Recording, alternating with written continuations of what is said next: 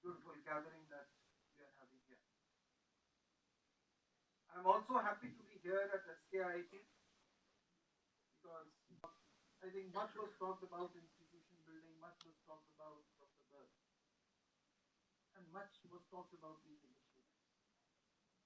Let me tell you and let me acknowledge that the reinventing of the Jaipuria campus that we did in Jaipur,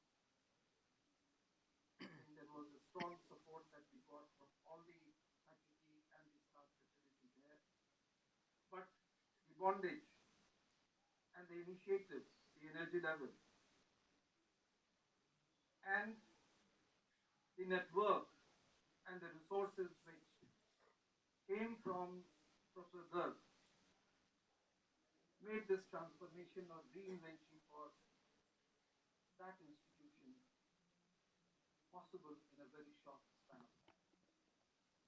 And the conviction which the chairman of this institute has, I don't think he doesn't carry a misplaced conviction on him or the leadership team that he has.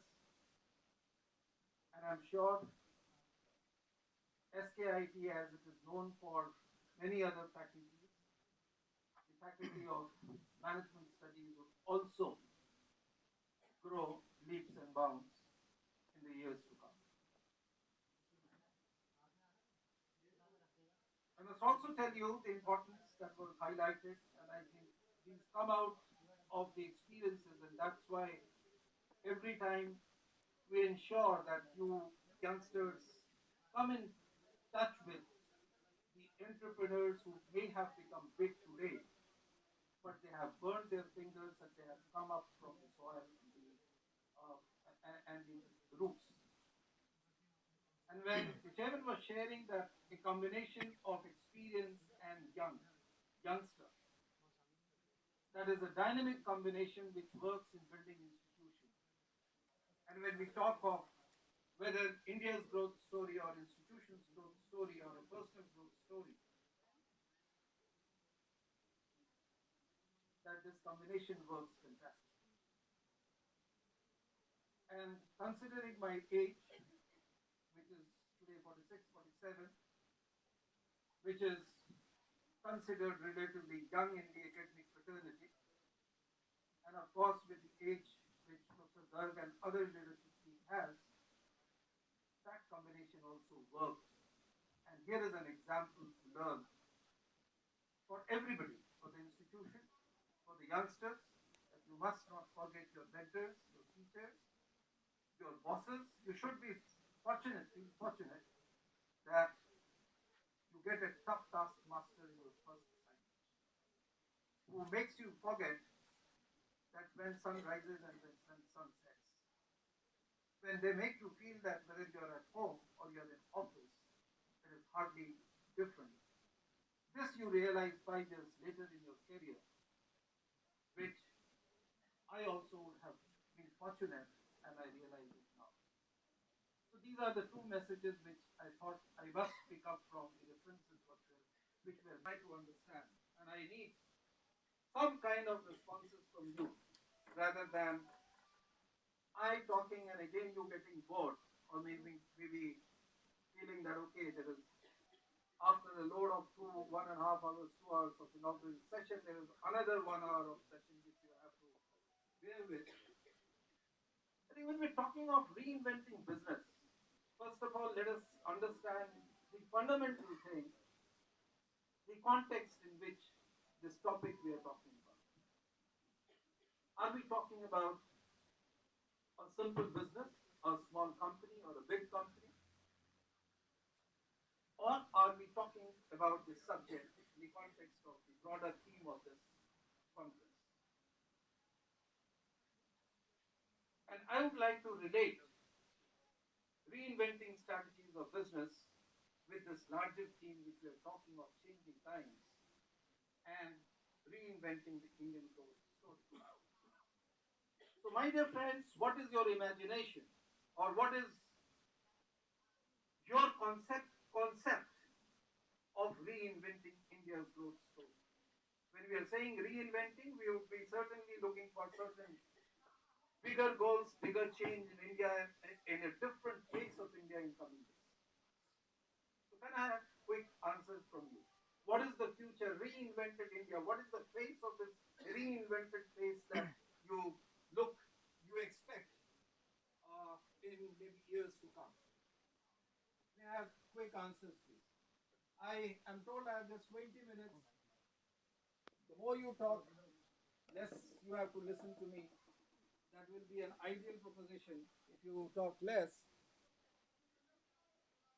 I think you will be burdened with what I talk. So quick, I'm sure you have an imagination about yourself. I'm sure at this age you have your imagination about your girlfriend. I'm sure at this age you also be dreaming about your wife, or maybe a home, or maybe a car. But do you dream about this country? And this topic is all about talking about the new India, reinventing India's growth story. So what is that? वो कौन सी चीज है जो आप अपने भारत में देखना चाहेंगे? वो कौन सा नया भारत है और उसमें कौन सी चीज है जो आप देखना चाहेंगे? Quick answers, not a very difficult question. Please. Yes. Connecting cities through metro. What will happen to it? Why you want connecting cities through metro? Okay, so speed, you answer fast. When you travel fast, what will happen? You will save time. By saving time, what will you do? You will go for movies, you will chat on Facebook, or what will you do? So, means you want to increase productivity. You want to increase efficiency. And why you want to increase productivity and efficiency? Growth and development. We are growing today. And one focus is for money. So, money for what? Earning money. Why do you earn money? Huh? To live. To live your life. Live a better life. Right? Okay, good. Anything else? Happiness on all faces. You want happiness on all faces. You just don't want to earn money for yourself, but you want that you should have people like your chairman or people like your entrepreneurs around in Rajasthan who create happiness and livelihood for so many millions and thousands in the city. Right? What else? Yes? Quality education. Why you want quality education? What do you mean by quality education?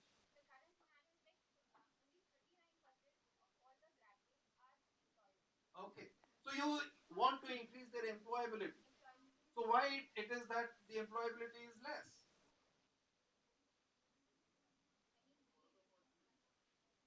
Because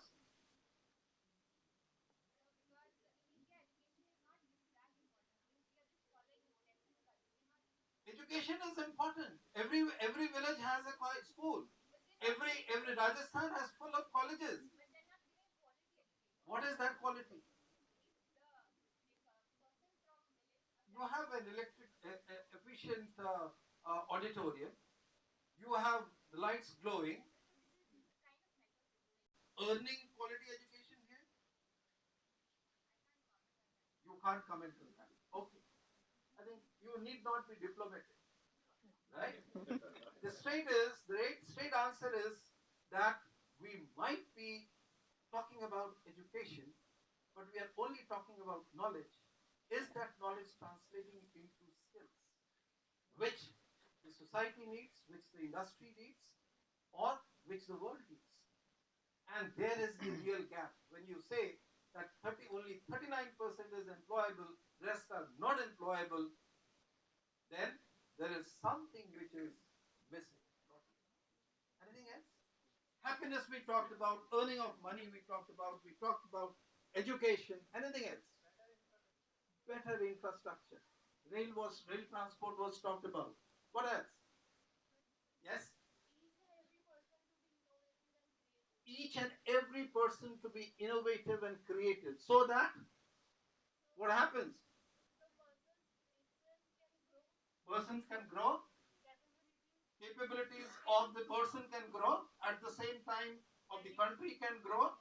Yes, they will to do, and then you will launch a satellite to the Mars, which is 10 times less costly than the rest of the world or the most advanced countries of the world. That's the innovation. And that's where you will have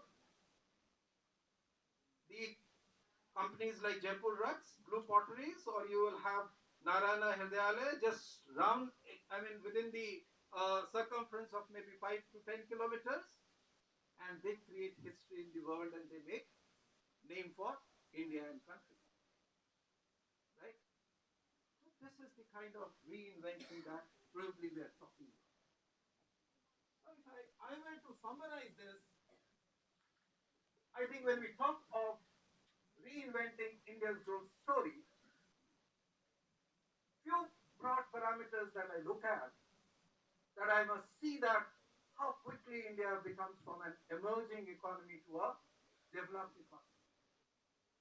And just by saying that we want to become a developed economy, there is a lot of things inside which will happen. Your skills will have to grow. Your technology will have to grow. You'll have to have your manufacturing sector to grow. Your innovation and creativity has to grow, right? So many things will have to happen. So I said, everyone should be happy.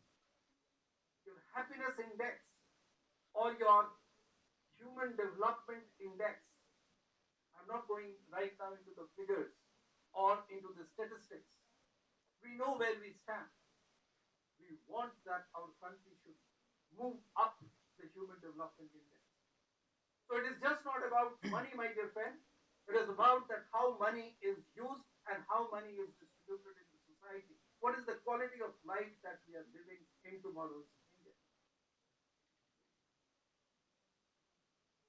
So our current Prime Minister or today's new mantras of small mantras of Swachh Bharat and Swasth Bharat and Think India may sound slogans for somebody, may sound simple things, small things to somebody, but then these are the things which will make difference. You want a India with dignity to be seen in the world. And India with dignity cannot be just seen by Tatas or Mahindras. It has to be seen on the ground. You have to have a clean India. You need to have a healthy India.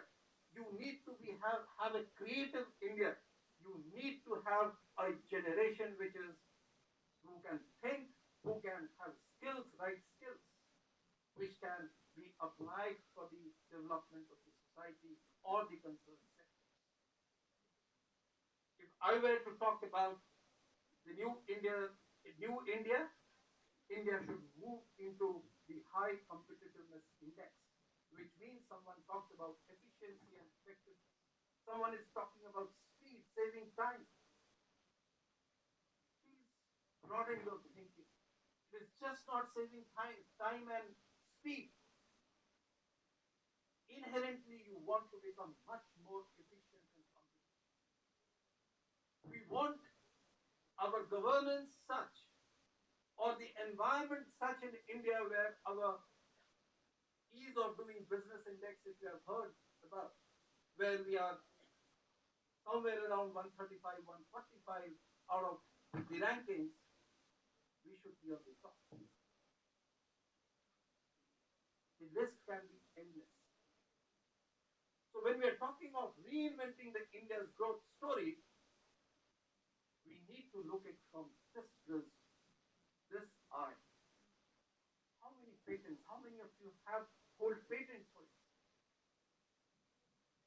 How many of you are healthy generation? Because tomorrow's generation or tomorrow's work environment is going to be much more stressful than today. How much healthier you are as an individual? What kind of values that you carry? What kind of values and ethics India as a country carries? Because that is reflected in you as well as in the institution, as well in the government and in the corporate. Because today the world is talking about transparency, it is talking about compliance, it is talking about accountability. So it cannot come without the value and ethics that is reinvented in the generations or in the society of India as a country. The list, I can go on and on. I have not yet reached the topic. Changing times. Why we are talking of reinventing India? We need to talk about, because at the same time on the top, the first thing is changing times. We all know we are in a dynamic situation. We are not something where things are static. If I consider my journey, last 25 years journey between corporate and academic, I forget about my childhood days.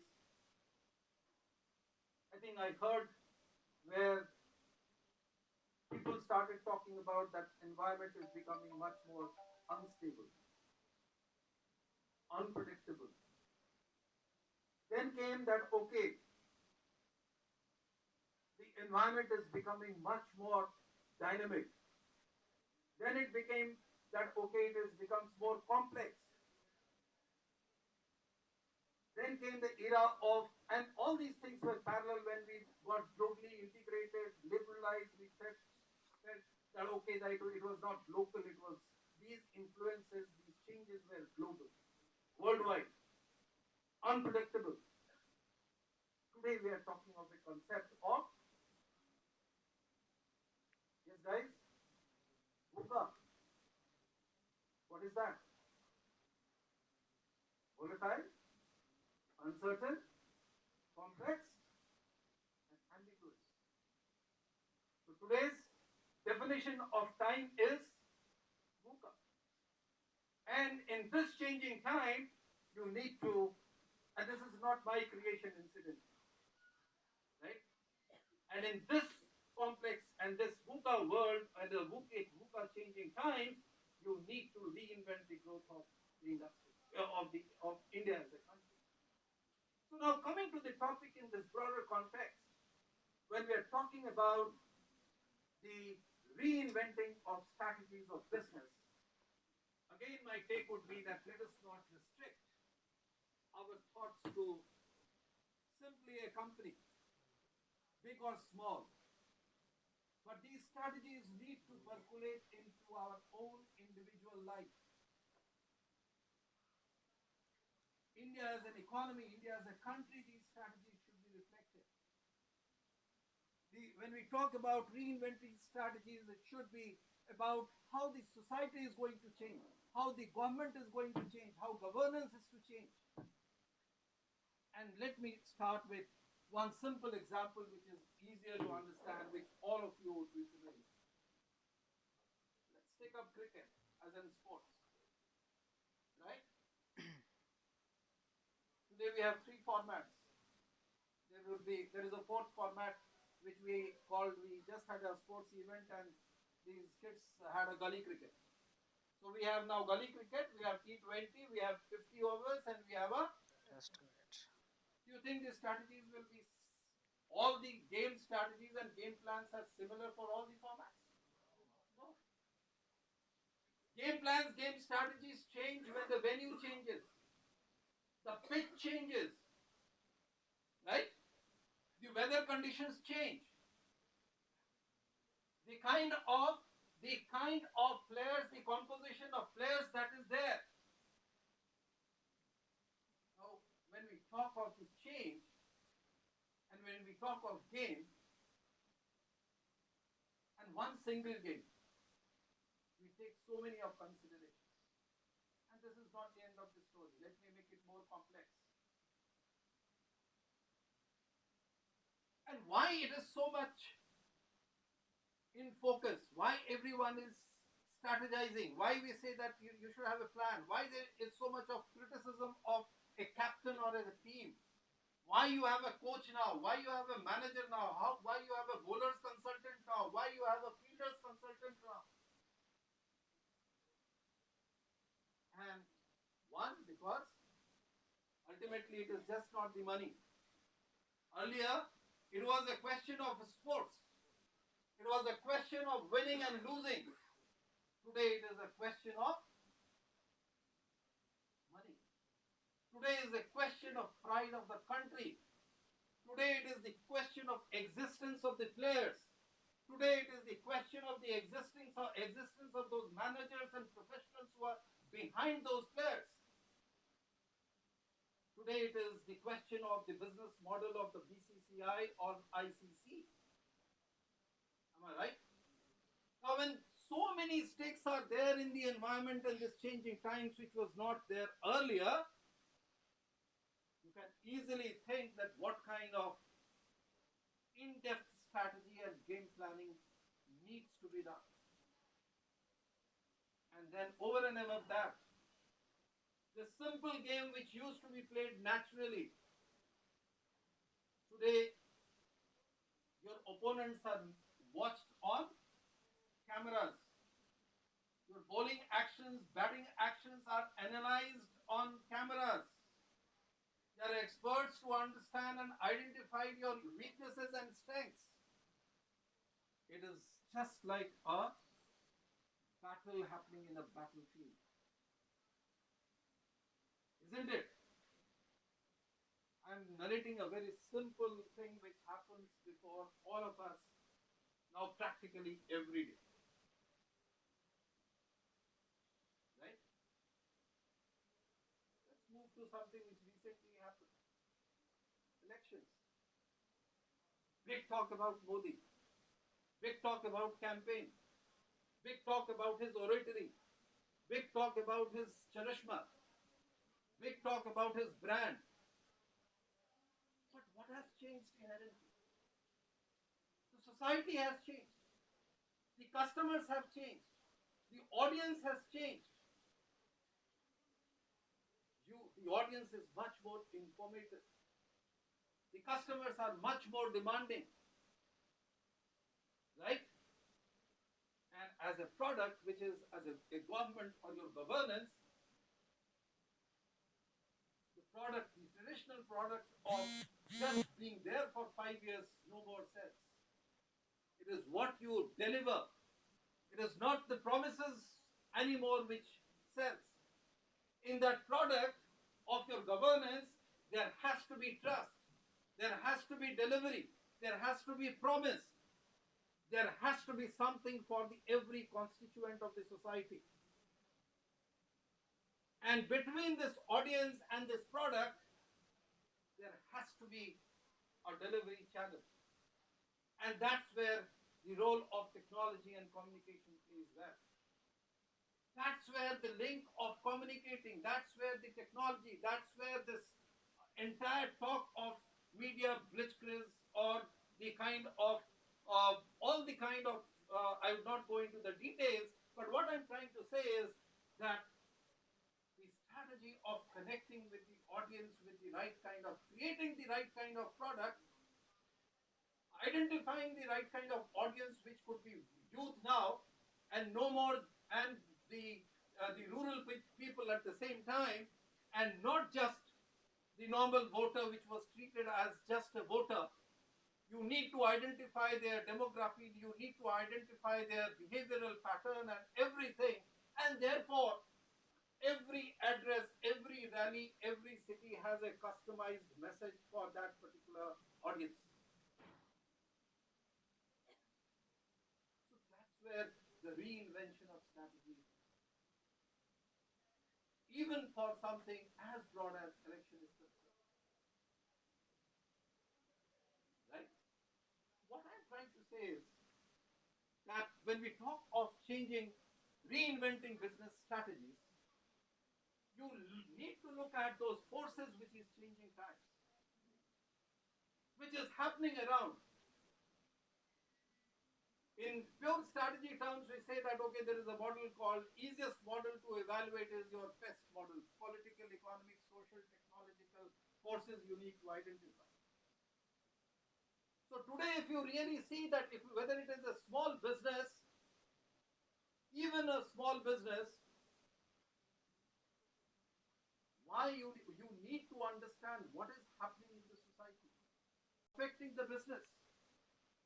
What is the governance, what is the politics and the government which is influencing the business. And as I said, that technology today ensures speed. Technology demands that you need to be transparent.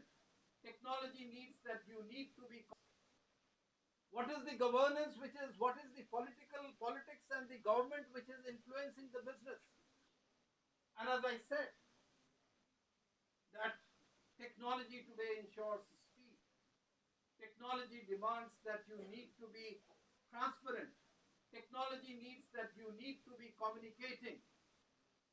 Technology ensures that the information flows freely amongst the customers. When we talk of politics and when we talk of governance, the politics needs a stable environment. When we talk of economy, when we talk of governance, it accounts for accountability. It talks about transparency. No more scams can be accepted. Right? When you are talking of social changes, you need to understand how the changes thinking of your youngsters are changing, how your demands are changing, how your expectations are building up. So it is very natural to understand, and let me come to, so when you understand, and at the same time, you also need to see that what are the competitive forces which is happening around. Now, when we're talking of competitive forces, again, it is not the business competitive forces. Right? Today, even the government worldwide, you would be comparing, or the country or the nation would be comparing the performance of a government of a system with 10 or 20 other countries in the world. So your benchmark, your parameters are just not restricted, or you are not satisfied with one persona, even if that particular government would have come with a full majority. Even you keep them on toes and keep them watching day in and day out. Isn't it? You are talking about promises and information. What happened to this your Flipkart and this Snapdeal, this offer during the festive season? It boomeranged on them. They came out with big plan and big ideas, but they could not deliver. And the customers felt that they were cheated. It was not accepted. Right? So you cannot really ignore these changes which is happening in the society. Lady was talking about education sector. Right? And education is this right example. How strategies need to change. I think there was a point when you're talking of quality education. Yes. Class सुबह से शाम होनी चाहिए, faculty अच्छी होनी चाहिए, right? Infrastructure अच्छी होनी चाहिए, ब्रांड नेम अच्छा होना चाहिए. I should feel proud saying that okay, I belong to this institution. और मेरे मार्क्स अच्छे होने चाहिए, टाइम पे मार्क्स मिलने चाहिए, सर्टिफिकेट मिलने चाहिए, राइट? और उसके बाद एक ऐसा समय आया जिसमें कि वो भी था कि अगर और क्वालिटी एजुकेशन को फर्दर डिफाइन करना है, उस पर कुछ टॉपिक्स डालने हैं, तो अच्छा वो इंस्टीट्यूट लैपटॉप भी देता है, वो इंस्टीट्यूट फॉरेन ट्रिप भी कराता है, right? And that business model also works. But let me tell you, within the span of 5-6 years, not more than that,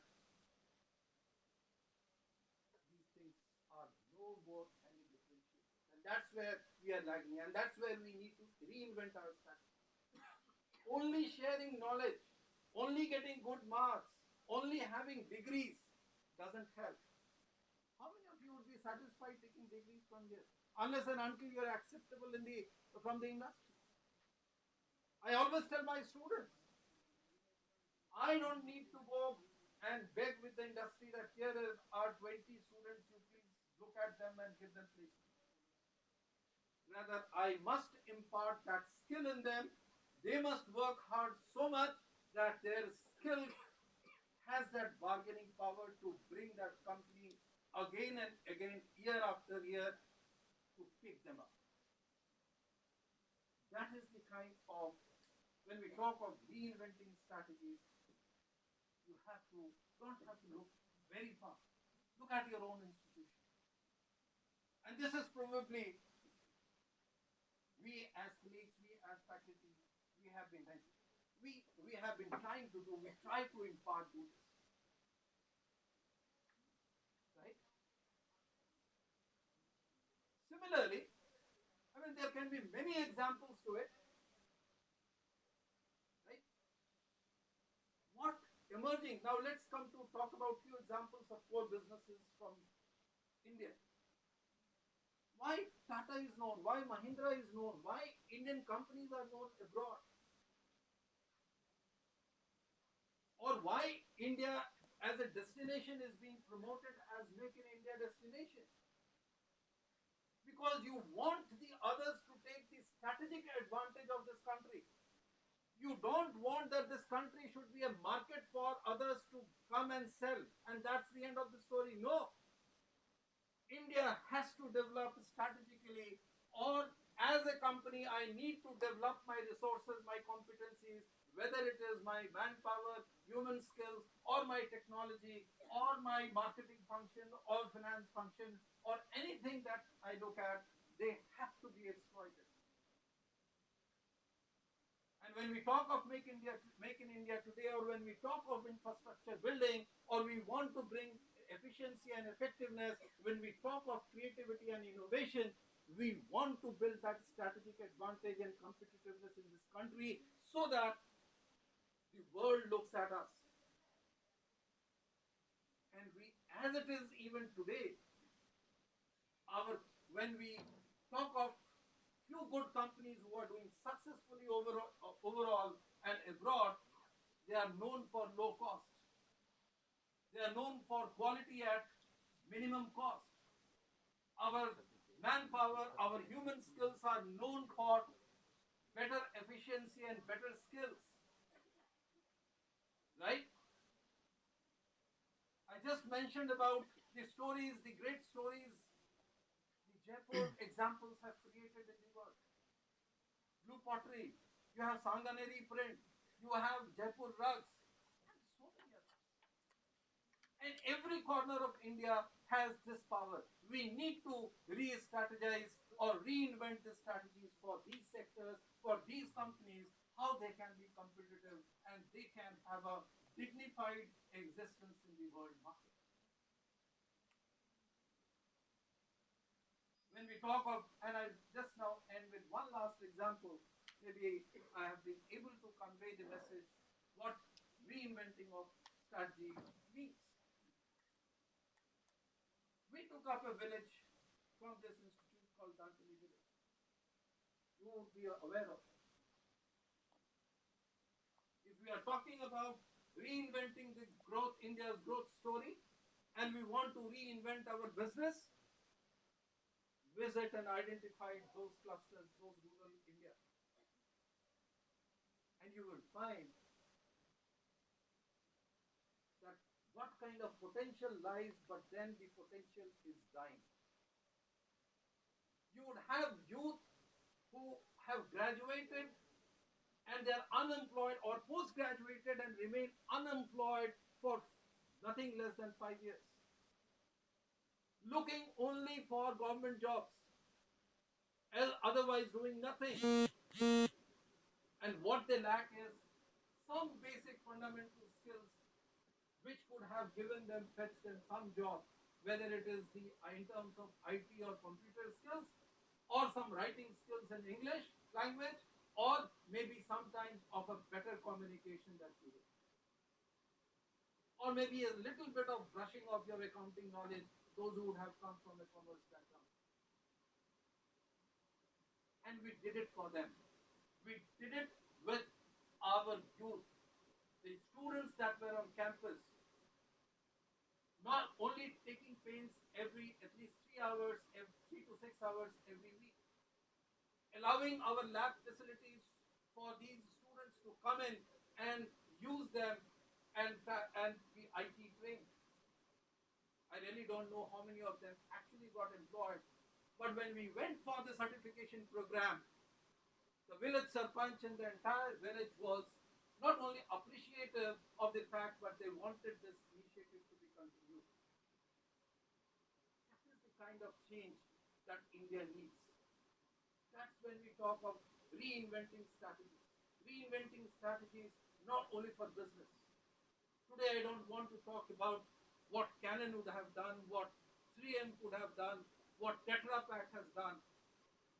Those things you learn in your classroom. We will have other occasions to talk. But I want to leave all of you with this thought that think, have a widened perspective of the theme that you have, and within the theme, understand that how this, what this reinvention of business strategy means to us. Business, as individual person, our actions are business. As a company, the kind of business that we, of course, we do it for profiteering. But we need to create, that profit should create wealth. And that wealth is not only monetary wealth. It has to create every kind of wealth which brings in happiness in the society. So I'm talking about a business of a company in this one. I'm talking of business of a government who can deliver, who can not only promise, but who can deliver and deliver the needs of the every constituent in the society. I'm talking about social bodies, the civil society, or the youth like you as a group, of reinventing your thinking. That will be a reinventing of strategies, that how you can make difference in yourself, not only as an individual, but as a professional who can contribute to where you work, and with that contribution, how you change the society and how you change the future of India, which makes us more dignified, which makes you dignified, and over and ever, as a generation older than you, makes us proud of you all as youth and the future of India. Thank you so much.